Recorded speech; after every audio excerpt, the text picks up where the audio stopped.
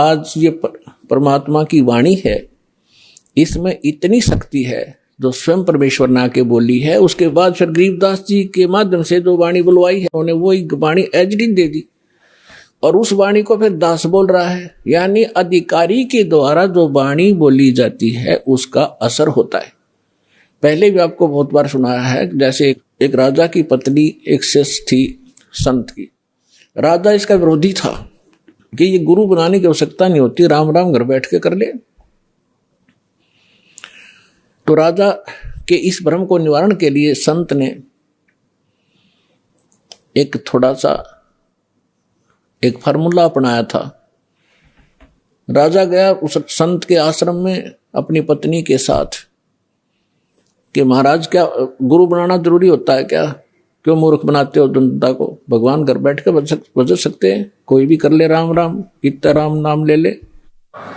तो संत जी ने सोचा ये राजा है, यहाँ नाराज घना हो जाएगा। जब मैंने कुछ उल्ट सुल्ट जवाब दे दिया तो उसको कहा, राजन अब मुझे अपनी भक्ति का समय हो गया है, इसमें काफी समय लगेगा, मैं आपका प्रश्न का उत्तर दूंगा, मैं कभी घर आऊंगा आपके वहां दे दूंगा, वहां कभी आपको विस्तार से समझाऊंगा, तब समझ में आएगी। राजा बोला ठीक है।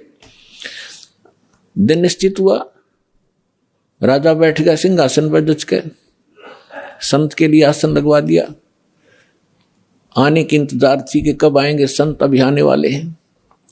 सामने सैनिक बॉडीगार्ड खड़े थे, वजीर खड़े थे, कुछ बैठे थे। जब संत पहुंचे वहां पर और वहां उपस्थित सभी सैनिक जो खड़े थे उनको कहा संत ने कि ए सैनिकों, ए सिपाहियों, इस व्यक्ति को अरेस्ट करो। राजा की तरफ संकेत किया। अब वो सिपाही सोच रहे थे ये मंदबुद्धि व्यक्ति क्या बकवास कर रहा है। उस संत ने दूसरी बार फिर कहा, तीसरी बार फिर कहा, लेकिन कोई टस से मस नहीं हुआ। तो राजा ने सोचा इसका दिमाग खराब हो गया इस संत का, ये मेरा राज हथियाना चाहता है। राजा ने कहा कि इसको अरेस्ट करो, सैनिकों को। यही शब्द उसने बोले, यही वो संत बोल रहा था। राजा के कहते ही उस संत को 4-5 सिपाहियों ने आके जकड़ दिया। अगले आदेश की इंतजार थी, अब इसका करें क्या। तब संत ने कहा कि हे राजन, तुम घर आए व्यक्ति का ये ऐसा ही सलूक करते हो क्या? राजा ने कहा कि आप क्या कर रहे थे? कि मैं आपके प्रश्न का उत्तर दे रहा था कि आपका प्रश्न ये था, क्या घर हम खुद भक्ति नहीं कर सकते? गुरु की क्या आवश्यकता है? राजा ने कहा ये खाक उत्तर दिया तेने। बकवास करने लग गया कि नहीं सुनो जानते, मुझे छुड़वाओ पहले। राजा ने कहा छोड़ दो, ने छोड़ दिए। कि जिस प्रकार जो शब्द मैंने बोला कि राजा इसको अरेस्ट करो, ये टस से मस नहीं हुआ आपके सैनिक। और आपने वही शब्द एक बार कहा था, मुझे 4 ने पकड़ लिया आकर के। तो आपके वचन में शक्ति है, आपके बोलते ही ये क्रियावान हो गए। और वो शक्ति जो आप वाली है वो राजनीति वाली मेरे पास नहीं है। मेरे पास शक्ति है अध्यात्म की। ठीक इसी प्रकार जो वचन मैं बोलूंगा परमात्मा की शक्ति सब पर कार्यवान हो जाएगी और आप कहते रहना उसका कोई असर नहीं होगा। इसी से आप समझ लेना।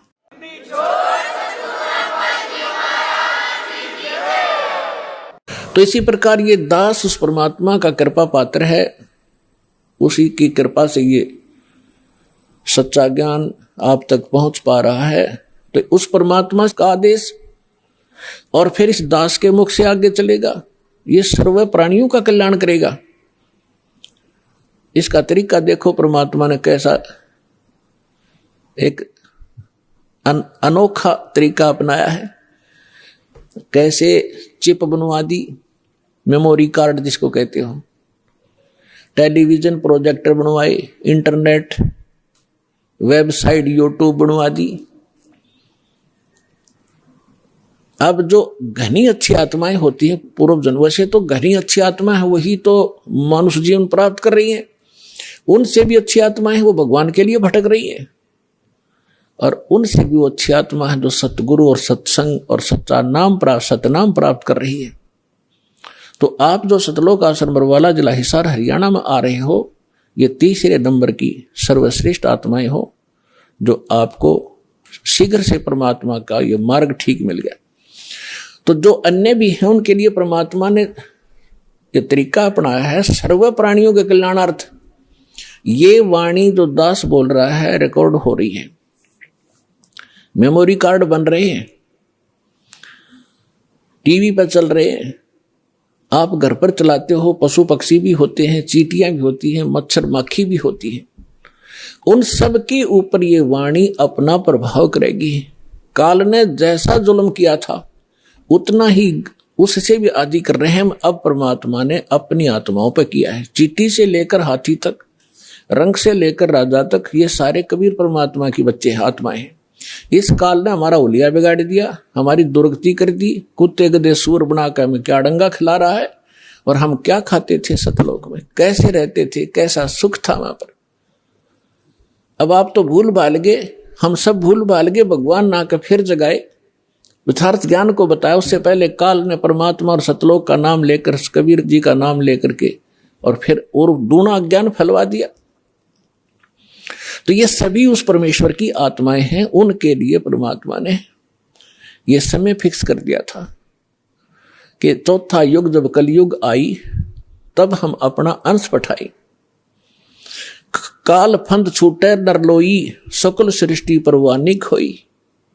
घर घर देखो बोध विचारा, सत नाम सब ठोर उचारा। कलयुग बीते 5500 पाचा, जब ये वचन मेरा होगा साचा।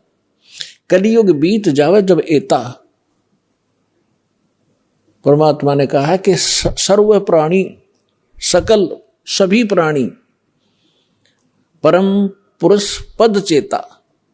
परम पुरुष यानी परम अक्षर ब्रह्म पूर्ण परमात्मा के पद, पद यहां दो का बोधक है। एक तो गीता अध्याय नंबर 15 के श्लोक नंबर 4 में कहा कि अर्जुन, तत्वदर्शी संत की प्राप्ति के उपरांत तत्व ज्ञान रूपी शस्त्र से ज्ञान को काटकर उसके पश्चात परमेश्वर के उस परम पद की खोज करनी चाहिए, जहां जाने के बाद साधक लौटकर फिर संसार में कभी नहीं आते, यानी पूर्ण मोक्ष प्राप्त करते हैं। गीता अध्याय नंबर 18 के श्लोक नंबर 62 में कहा कि अर्जुन, तू सर्वभाव से उस परमेश्वर की शरण में जा। उसी परमेश्वर की कृपा से तुम परम शांति को और सनातन परम धाम, सनातन शाश्वत स्थान, उस स्थान को, उस परम पद को प्राप्त होगा। और यहां दूसरा पद का अर्थ है पद्धति। पद्धति माने परमात्मा के पाने की यथार्थ विधि, वो ज्ञान। तो परमात्मा कहते हैं कि कलयुग बीत जावे जब एता, 5505 कलयुग जब बीत लेगा, उसके पश्चात पूरे सभी सकल सृष्टि, सारे प्राणी परमेश्वर के उस परम पद के चेता होंगे। चेता माने जानकार, ज्ञाता। और सतनाम सब ठोर उचारा। आज तक सतनाम ये बक क्या करते थे, न कख नहीं पता सतनाम है क्या चीज। सतनाम 2 अक्षर का मंत्र है, जिसमें एक ओम है, एक तत् है। ये मूल मंत्र है जो दास आपको देता है।